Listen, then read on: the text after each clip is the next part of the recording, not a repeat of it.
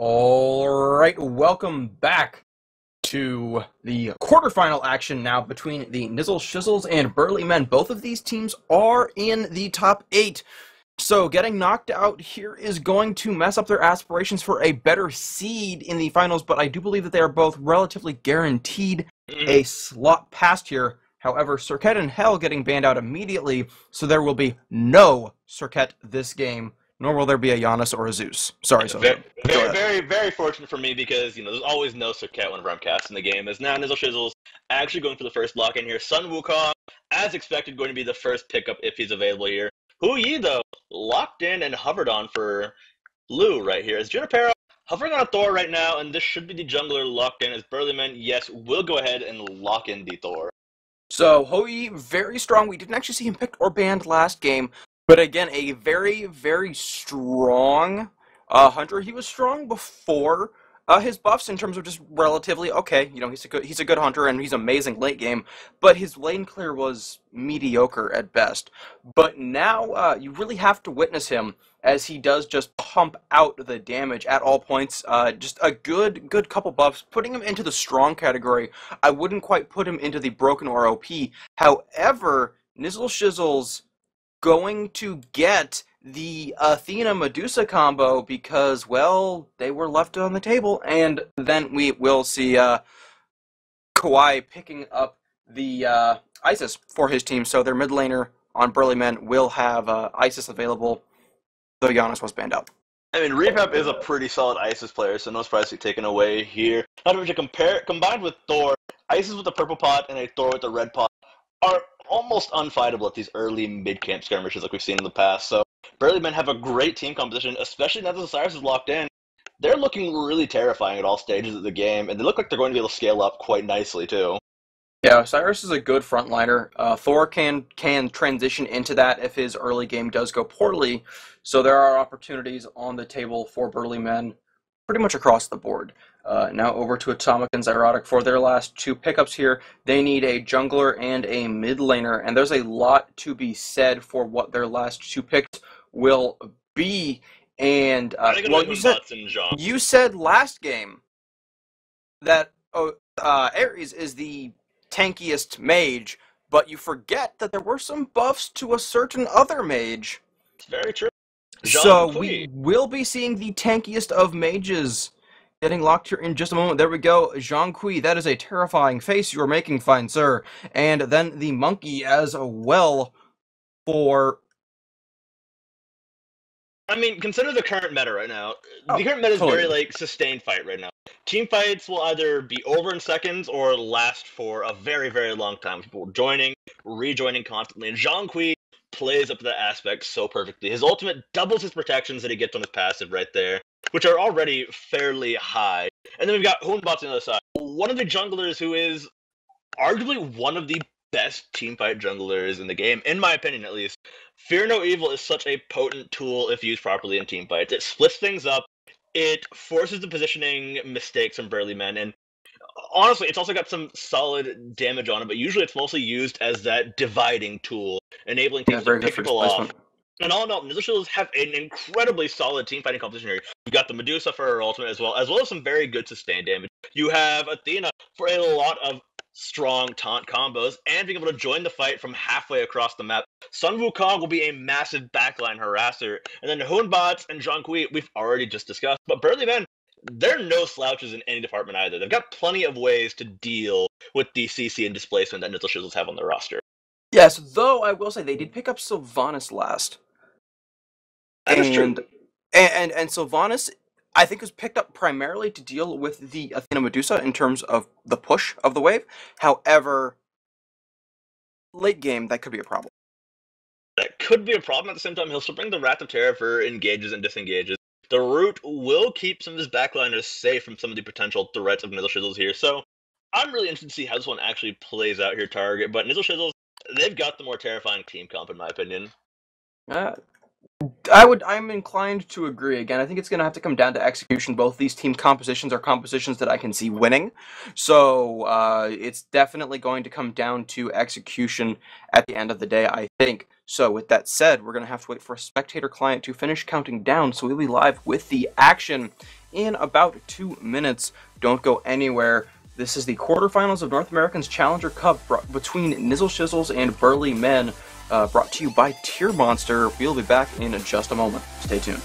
Alright, welcome back in, ladies and gentlemen, to the action. Nizzle Shizzles up against Burly Men, and we see both teams parading up the, up of their respective right-hand lanes, and Ratcheteer, Atomic, Maxiety, and Junie is going to get poked out, and... Close, but no actual fight here, Target. As Lou will hit a pretty solid bounce there, Atomic Inferno mostly going to get poked, but I think nobody's really in any kind of trouble here. This is pre-minute. That was an expletive shot, so to speak. That was a, expletive you, go away kind of thing. But, that said, we do have some lane things that we did not quite notice. So, Burly Men, we have Lou on Hunter, okay.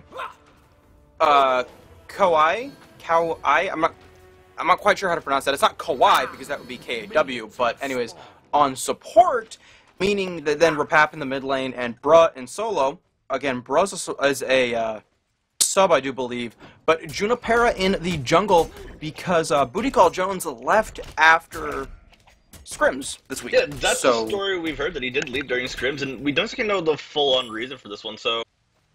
I mean, I guess we'll have to ask and find out at some point, but yeah, this is an interesting swap-up here, Target.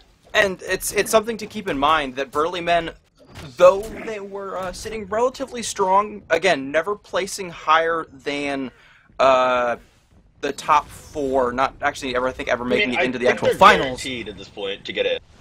But again, it'll be interesting to see what happens to the team in terms of their play, as Junipera has been a support main for a very long time, and she is now in the jungle.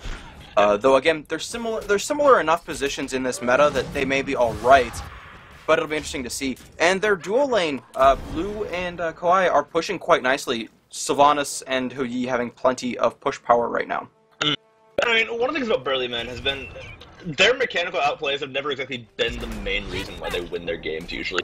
Usually they try to have these sneaky strategies, like these early gold carries, these very sneaky objective takes. There wasn't a team that usually seems to play around these outsmarts and, well, just outplaying the enemy team through strategy. So we'll see if that carries on through maybe losing Booty Call Jones, or if it was just a team effort and team mind right there. It will be interesting to see, indeed. We're going to see Steel, followed by a rotation back to their own back camps by Burly Men, so they will be perfectly fine there. However, this does give Zyrotic and Atomic the opportunity to rotate for a gank, and it looks like they are going to look at Bruh and see what happens here. Fearno, strong player, going to see leap over from Zyrotic, and they're going to be looking at Bruh. He is in a lot of trouble now. There's the card as well. This is going to be First Blood going over to Fearno at 2 minutes into the game. Fearno able to secure that First Blood, and that's on a Sun Wukong as well. It's going to be a rough lane, actually, for the Burly Man right now, as Bruh, he's going to struggle a bit with a First Blood Sun Wukong against him right now, even being that Osiris will teleport back as to not lose too much XP, so he'll get back into it fairly quickly if things go his way, but otherwise, it's going to be a rough patch for him. Indeed, and as was just informed by one of the admins, this is all for just seeding at this point, so every Burly Man is guaranteed, and Nizzle Shizzle's also guaranteed. So, just because you're top 8, though, you need to be very careful with where you get your seed point, because you don't want to be going up against free K-Spot round 1. At least I wouldn't want to. I'll put it that way. Those top seed points and avoiding the group of dead, aka the group of K-Spot, is what you want to pull off here, as the teams are divided into 2 groups, I believe, here, so you want to get away from that as best you can, but a great catch here for the Nizzle Shizzle is actually locked down in the middle of the jungle. Juniper will claim the first revenge kill for her team there. Now Atomic on the run, but Junie up in the air, crashing down. Atomic got nowhere to run. Taunt will catch, but Repack will still be in position here. However, Quiet will secure the kill right there, as Anxiety realizes he might be in trouble here. Ratcheteer waiting on the wings. Mark of the Golden Crow will connect. Bounce lands there. Now Anxiety caught out alone inside the falling sun. Junipera picks up another kill in a 3-1 kill differential now in favor of the Burly Men. First Blood doesn't matter. They got 3 revenge kills. Indeed. Very good rotation. Very strong invasion coming out from those Burly ones. And they will steal away this attack speed buff as well, as they do know where pretty much everybody else is on the map. So they should not have too much to fear. And not too much to fear, but fear is always an emotion you'll be experiencing in these games, especially with Fear now on the play here. So there's nothing to worry about that Sun Wukong with an early first blood, but luckily around the board, Burlymen are getting kills onto very, very key members, such as and Thor, so he's going to be able to get a lot of early game pressure here, and they're not too concerned with the solo lanes. It seems as Bruh actually seemingly to be handling himself alright against Fear now right now. Yeah, again, Osiris does reasonably well against Sun Wukong. Not amazingly, but reasonably. Again, I don't have the matchup numbers in front of me, but just in terms of the way the characters play out, Osiris just needs time, and you can really only ever slow him down. So he is behind drastically in terms of farm, in terms of specifically itemization, but beyond that, he's doing okay in terms of levels, so he's all right. Rotations coming out, again, mostly camp rotations at this point. So 5 minutes into the action, brief look at the graphs. Experience difference is the story right now, 2,000 in favor of those burly men, while gold is only about 900 in their favor. Yeah, very, very small differential gold-wise right now, but that experience difference, we talk about it a few times, Target, but the XP differential is always one of those things that's the most important thing early on in the game, as those tiny XP differences actually turn to be quite a bit level-wise just early on, and especially with the scaling on the abilities being so potent at these levels here as teams, just now starting to reach the point where they max out one ability maybe. Not quite there yet, but reaching that point. It's going to be a very, very potent factor to consider in these team fights as to what's in max, who's maxing what, and who is hitting those level 8, 9 power spikes. Indeed. So, and also then there's the question of, those first items being completed. Is somebody going for stacking? Are they going for this rush over that rush? Do they go boots? For example, Burly Men, every single player has completed boots now on their team. While over on Nizzle Shizzles, a couple players haven't completed boots, a couple players haven't even started boots. So you've got those questions on the line as well. So, bit of poke in the dual lane, not too much though, and we do see Lou is definitely ahead in this fight, though we will be seeing Mexiety backing to complete that charge. Oh, no, never mind, he's not backing just yet. Now, is he going to one more wave it? I think they know that the Gold Fury is here and he's trying to decide if it's worth him contesting, and Atomic is here. Yeah, Atomic right around the corner here is a very standard Burlyman kind of play right here. Is actually Nizzle Shizzles, they're keeping the fight, and Junipera, she's up in the air. Looking for a fight here as they collapse down, but Junipera misses entirely here as Fear No Evil does come down. Lou getting absolutely demolished here as Refap's also left. A quick detonation there from Atomic will just bring him low, as this could be a huge wash here for the Burlyman, as Nizzle Shizzles, they're looking for one more. A deicide across the map actually at 6 minutes in. This is going to be Nizzle Shizzles' Gold Fury off the back of a massive deicide right there. Yeah, and that's the problem with going up against the Hun bots and a and a Zhonghui, especially when Zhonghui has his ultimate available, has full stacks on his bag, and is sitting at relatively even farm. He's still a level behind the Isis, but again, he's got those pen boots online, meaning that his ultimate does actually do some serious damage. And when all 5 of your members are there, his ultimate does a whole lot more damage than if it's just up against 1 or 2. Because again, it's a duration, not a number of ghosts that are applied, and it applies ghosts throughout the duration to all available targets. And then same thing with Hunbots, for example. Hunbots' ultimate, the Fear No Evil, does not care how many gods are caught within it. Or characters, for that matter, because it does hit minions as well. But if all 5 of you, or 3 or 4 of you, are hit there, it's going to do more than just hitting 1 or 2.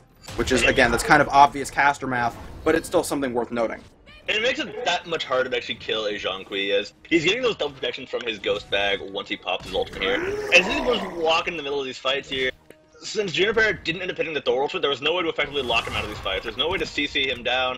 And unfortunately, if you can't kill a Zhonghui, he's going to just get all that free damage off. It's actually Fear No wants to join the party here. Juniper not going to teleport here, spin to win coming on through, but Fear No, he's still ticking on here. Fear No Evil coming out as well as Refap alone in the dark. Wrath of Terror coming down, but it's not nearly enough. Atomic finds his double, looking for the triple here as Juniper locked out alone. Fear No will be the one to actually secure the killing spree here as Atomic walking out the backside of this engagement here. Bruh simply tosses his flail skywards and does kills Ironic right there, as Ratchet here might be a bit too deep here. Taunt goes down to Bruh right there as Anxiety doing what he can to do it. Lord of the Acolyte coming on down. One flail should do it as Bruh picks up a second kill of the fight. but maybe a second kill right into a death here. Fearno is the one to bring this one down, and a 2-4-3 engagement right there, actually. 2 for 2 with 1 respawn, I believe, actually. Not quite sure. I do disagree with the decision there by Bruh to go for Ratcheteer. Just not really worth giving up your solo laner's life for a support. Ratcheteer's already respawned. Ratcheteer was going to have to back anyways. Just let the Athena go. And back off. Don't give up your life. There's farm to be had. There's buff camps to be had that he can be worked that he could have gone and taken instead. So again, it's the little things, it's the little decisions that may lose this game for Burly Men. Getting a little aggressive, going, oh, I need that kill. No, a 1-for-1 trade does not benefit your team right now at the end of that fight. Staunching the bleeding and simply finding what you can is what wins you that fight. Not, let's trade our solo for their support. So as the Burly Men, what would you be looking for to actually stop this bleeding right now? Hardcore farming. Just play Farming Simulator. Don't take fights unless you absolutely have to, and only take fights if you know that they will be in your favor. An even trade is still not necessarily in your favor unless it is truly an even fade. Even trade. So it does. I don't know. It's going to be interesting. Also, they do need to play their game. They should not be playing to not lose. They should be playing to win. So whatever they think they need to do is going to be the right call, because if they doubt the right call, or if they start to, as I said, play to not lose, then they will lose, because that's how North America has been lately. Lou going to be forced to beads, and then going to dive bomb away. Not actually going to hit Mixiety there with his ricochet, but he does force the Athena ultimate out, but we do see Kawhi in a lot of trouble. He's going to get finished off there by Mixiety. Isis ultimate circle of protection is not going to help out, but now we are going to see rotation from Atomic as well, but it's only hitting one person. Doesn't matter though, he's still got exactly what he wanted. He walked into the fight and he forced to disengage from the rest of Burly Men, or else they will be absolutely threatened by the Ghost Bat. Even with the ultimate, he hit a few people to start things off. Even if you don't constantly hit people with it, if the threat is good enough to force the enemy away, you have accomplished exactly what you need to at that point. Alright, fair enough. Excuse me. Sometimes the threat of violence is the better option here for these teams here, as you just need to be able to say, I can pull the trigger whenever I want. And sometimes you do pull it for that just show of force, just force the rest of Burly Men away. So actually, I do agree with that ultimate there. Alright, so again, I'm not saying it wasn't a good ultimate, I'm just saying he only was getting the one person. Yeah, so we are going to see, again, and it pushed them away, got them up at the first tower of the game, and they were looking to try and get Ratcheteer, but he, got away. And Kawhi and Junipero continuing to chase Lou, looking for it as well. And this is that problem that the players on Burly Men have always had on all of their teams, is they don't know when to say, okay, we give up. Bruh stealing away a taxi buff, okay, that's fine. But again, we're actually not even going to take it away, as they did decide to start up the Gold Fury instead. Risky, as they do not have any ultimates up. Yeah, but Atomic doesn't have his ultimate either.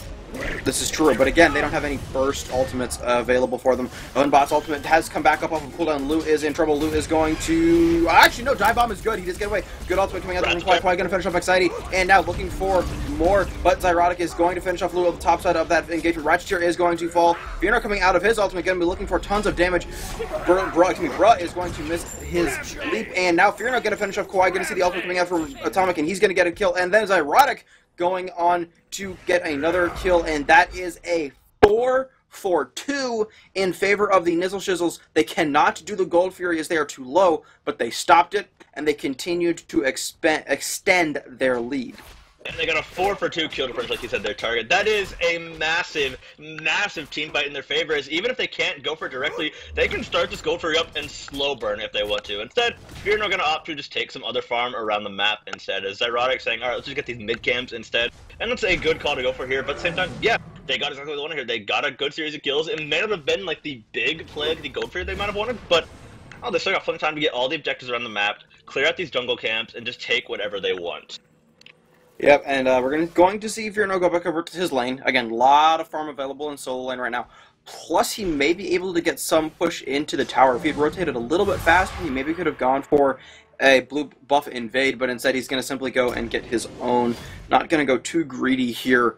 Take a brief look at the graphs now. Ouch, 8K experience almost, and just over 4,000 gold as well, both in favor of the blue team. So the Nizzle Shizzle's feeling quite comfortable right now.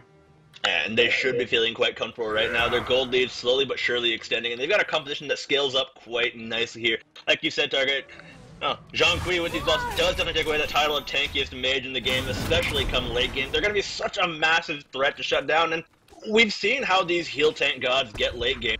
They're so hard to kill, and these team fights become these 5-minute affairs with, well, Nizzle Shizzle is going to be able to win them out in the end, no matter how it goes, unless Burlyman has some kind of amazing catch, and even then, the sheer tankiness of Nizzle Shizzle will make it just so difficult to actually find these perfect catches and these perfect plays, even if Nizzle Shizzles catch up. Yeah, Burlymen have the DPS, they have the damage, they have the burst. The problem is hitting it. It's looking like Liu might not actually be comfortable on Hou Yi, though he's been missing a lot of ricochets. He's been, sort of throwing out ultimates sort of haphazardly. I would have maybe liked to, as much as I like seeing Hou Yi and I like seeing the resurgence of him, I'm wondering if maybe it would have been better to have seen a ROM or something else, as we are going to see a good 3-man wall coming out from Junipera, but that is all that we're going to see right now. Actually, Junie going to go up into the air. Where does she come down is the question. Yeah, the rest of Nizzle though, they spot this and they split up immediately here. She will land Ratchet here, but a great taunt actually coming from Ratchet, just completely dissuade the engagement here. Goes back, going up here. Burlyman need to get out of dodge, but it's not going to be enough time. Zyrotic does pick up the kill here as the chase is on and the game is afoot. Burlyman on a full retreat now as the Nizzle Shizzle is just completely washing over this engagement here. They're going to take the Gold Fury almost uncontested right now as a good series of ultimates. The lockdown is just way too much for Nizzle Shizzle right here. Burlyman stood almost no chance in that engagement once it went sour. As Ratchet landed probably the most god tier taunt we've seen this tournament, completely shutting out a 3-man Thor Dome. It was a very, very good taunt, and again, I think the biggest issue there was the fact that Kawhi got pulled deep and isn't able to tank. There is no front line available for Burlyman outside of Bruh, and even he is not really, he's 2-4 and 2 with a mystical mail and a cudgel. He's got a little bit of health, that's great, but again, he's just not there right now. He's not there right now, and that's very unfortunate. As Fear now, well, it's not going to matter too much. He's going to get a pretty massive threat. He's able to be that massive, just obstacle the backline left to overcome. He's able to just get in there, harass Liu and Repat constantly. So even if he's not the major damage that he needs to be, he can just be this huge threatening beefgate that you have to deal with. As Sun Wukong, with these base damages, is somebody you can't afford to ignore as a backliner, unfortunately. Indeed. So, again, 17 minutes, coming up on the 17-minute mark. There is the mid lane tower that Burlymen have been able to put pressure onto, as well as against solo lane being fairly even, but they are down a tower, and they're playing it maybe a little...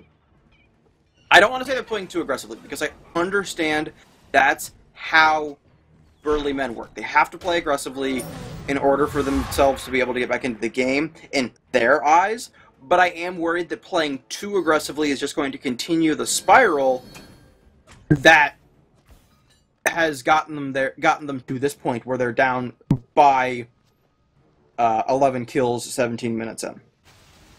Eventually if you throw yourselves at the enemy enough, you will eventually find that miracle play that turns the game around for you. But the problem is, at what cost? How late is too late when you want to stop here? I think they're just trying to play back and play a bit more defensively at this point. We will see them trying to back off, but Ratchet here, good two-man taunt. Junipera is in the backside of the fight completely, but we still got Atomic locking everybody down as, well, Zyrotic simply bounces into the front line of this engagement here. Junipera now going skyward as the fight breaking out. Atomic will get landed on there, but he has to be available right into a 2-man anxiety over there. Junipera trying to find a way out with the teleport, will escape for now, but Atomic will tick and burn her down. Taunt coming on through, everyone groups inside of Burlymen, not where you want to be against this team comp. Zyrotic simply surges on forward, a double for Fear, and a 5-for-1 deicide coming on through. This is just with the second deicide of the game.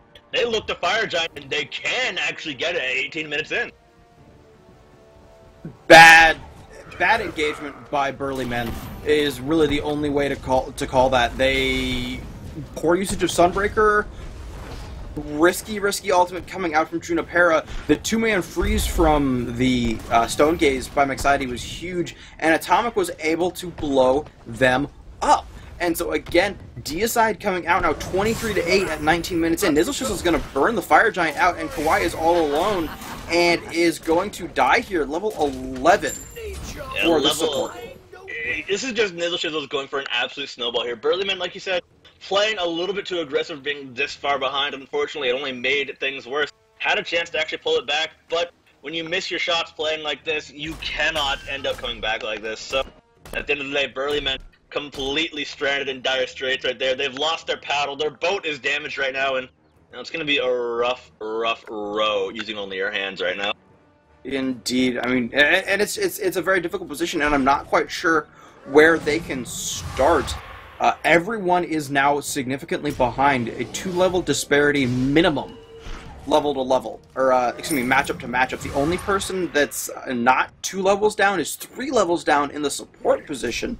So I don't have any good advice for Burly Men, because what I would advise hasn't been working for them.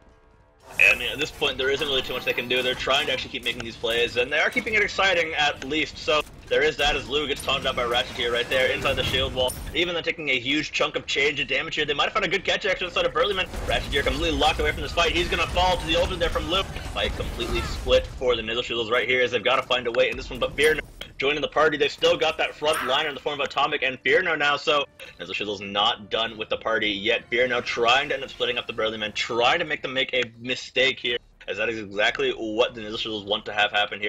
Ball of Spirits, not quite connecting on anybody right there, but right now Nizzle Shizzle's just slowly poking out Burlymen and just abusing that Fire Giant sustain right now. They will want to just spend as much time as they can and then finally take the fight when the health bars are low, but Kawhi will keep the heals going. Nizzle mostly just buying time right now. Well, they still want to use this Fire Giant. Actually, bruh, going toe-to-toe. Is Fearno actually going 2 versus 1 right now? But now Ratchet here joins the party here, exactly what the Nizzle Shizzles want. This could be the big engage they need. As Burlyman, they're just going to be forced to disengage completely here or risk facing another Deicide. Again, at the beginning of that fight, they used 4 ultimates to kill 1 person. So, all 4 of those ultimates, and it was the support at that. So yeah, sure, she's tanky, etc. But time, but not enough. Exactly, and so they are going to lose their Tier 2 tower in mid and in the duo lane, and this is quite possibly the beginning of the end, though they do still have a Tier 1 tower in solo, but that may not be enough. It looks like they're going to try and hold the Tier 2 tower here. Yeah, that's just free gold at this point, a Tier 1 tower. When the Fire Giant comes into play, it usually becomes that free gold standard. Money in the bank here. Is Fearno actually in a bit of a rough patch here? Will get caught by the bounce. Silence out as well. Wall coming on through. Lots of crowd control being pushed into Fearno right now. But he does have the Eagle. He will be able to escape for now as the Bird of Nope does exactly what it says on the can there. 70 transformations used to get Fearno out of what should have been certain death right there. And Nizzle Shizzles just take the Gold Fury. Well, again, perfect call there for Nizzle Shizzles because Burly Men, hey guys, they're all over here trying to kill me. Okay, we'll take Gold Fury. We'll take it. That's fine. We'll take another one.